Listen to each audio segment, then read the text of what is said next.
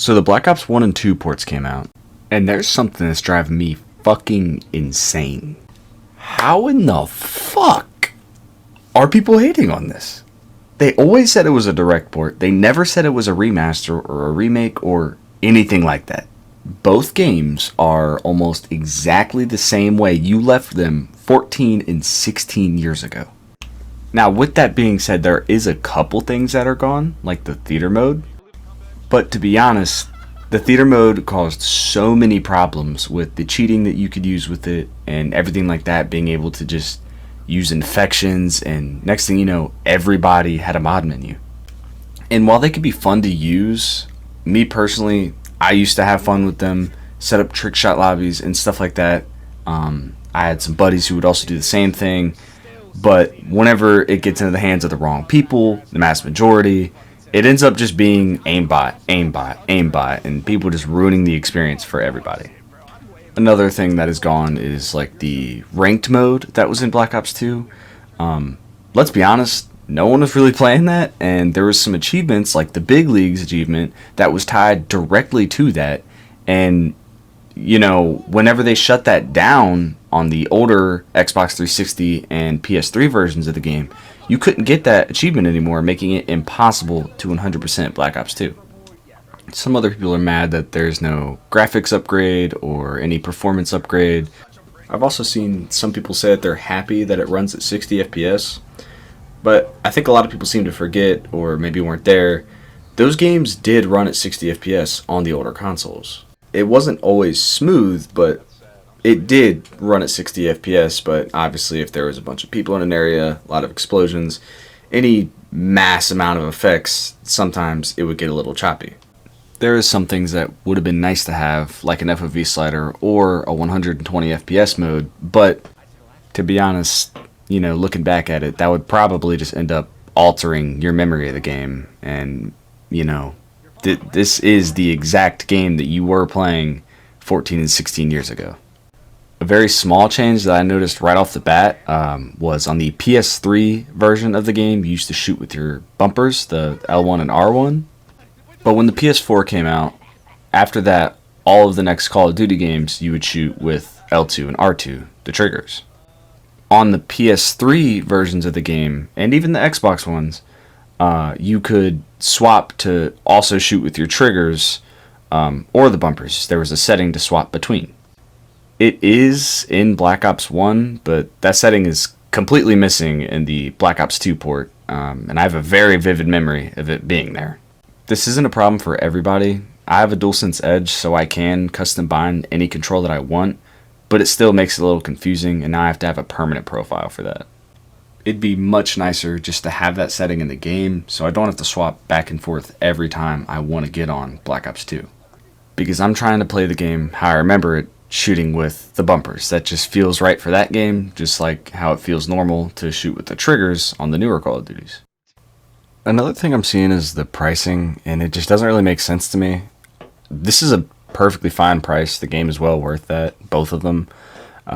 People are complaining about it being $40, and it is, but you need PlayStation Plus to even play online, which means you have access to that discount.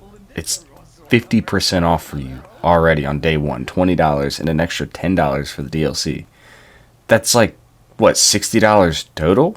I don't see how that's a problem.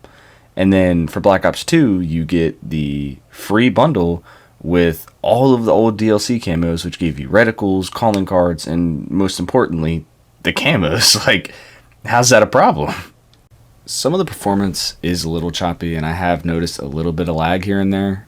I don't know what servers they're on, if they're new servers or if they're reusing the old servers.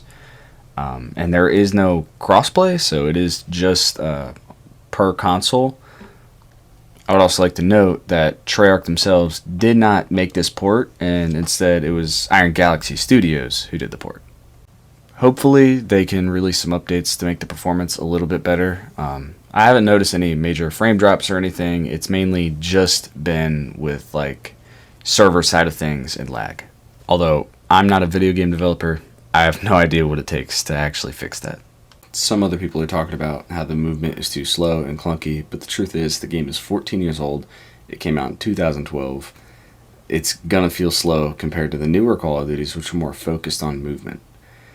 These games wanted you to shoot people and have it feel good. The newer ones want to do everything possible to hold your attention and make the game feel as good as possible to play.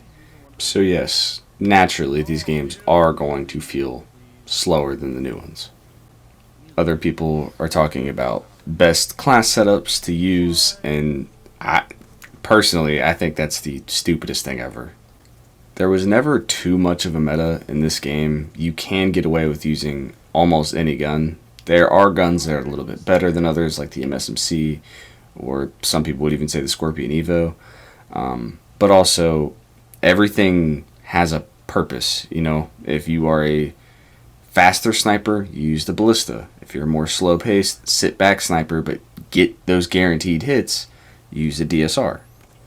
It's a lot more than just making you use the same type of setup all the time. There is no one-size-fits-all for in terms of what gun or class setup to use.